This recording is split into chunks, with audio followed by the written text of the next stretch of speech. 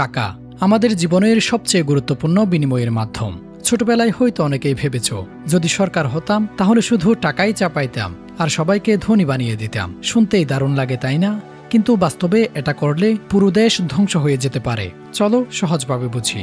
বাংলাদেশে টাকা চাপানো হয় দ্য সিকিউরিটি প্রিন্টিং কর্পোরেশন লিমিটেডে। এখানে যে কাগজ ব্যবহার করা হয় সেটা সাধারণ কোনো কাগজ নয়, বিশেষ ধরনের সিকিউরিটি পেপার, যা বিদেশ থেকে আনা হয়। প্রথমে বড় বড় রোল আকারে কাগজ আনা হয়, তারপর মেশিনের মাধ্যমে সেগুলোকে প্রসেস করা হয়। এরপর বসানো হয় ওয়াটারমার্ক, যা আলোতে ধরলে দেখা যায়। তারপর আসে হলোগ্রাম, নিরাপত্তা সুতা, বিশেষ কালার প্রিন্টিং। এই পুরো প্রক্রিয়ায় একটা নোট তৈরি হতে একাধিক ধাপ পার করতে হয়। সবশেষে কোয়ালিটি চেক করা হয়, যেখানে সামান্য ভুল থাকলেও সেই নোট বাতিল করে দেওয়া হয়। তারপর এগুলো কেটে ব্যাংকের মাধ্যমে বাজারে ছাপানো হয়। একটা 1000 টাকার নোট বানাতে খরচ হয় মাত্র 7 টাকার মতো। মানে সরকার চাইলে সহজেই হাজার হাজার কোটি টাকা ছাপাতে পারে। তাহলে করে না কেন? কারণ টাকা বেশি হলেই মানুষ ধনী হয় না।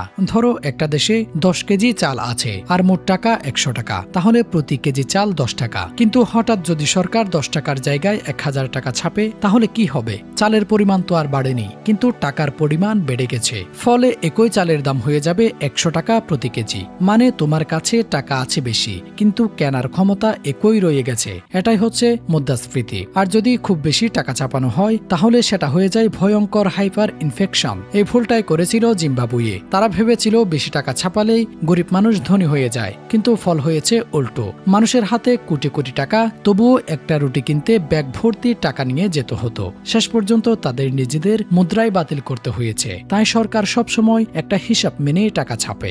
দেশে যত পণ্য উৎপাদন হয়, যত সেবা তৈরি হয়, তার সাথে মিলিয়ে টাকা ছাপানো হয়। এর বেশি হলে সমস্যা, আবার কম হলেও অর্থনীতি ধীর হয়ে যায়। তাই অর্থনীতির একটা ব্যালেন্স রাখা খুব জরুরি। শেষ কথা একটাই, টাকা ছাপিয়ে দেশ ধনী হয় না। দেশ ধনী হয় উৎপাদন বাড়লে, কাজের সুযোগ বাড়লে, অর্থনীতির শক্তিশালী হলে। Shafiul Alam, pro news.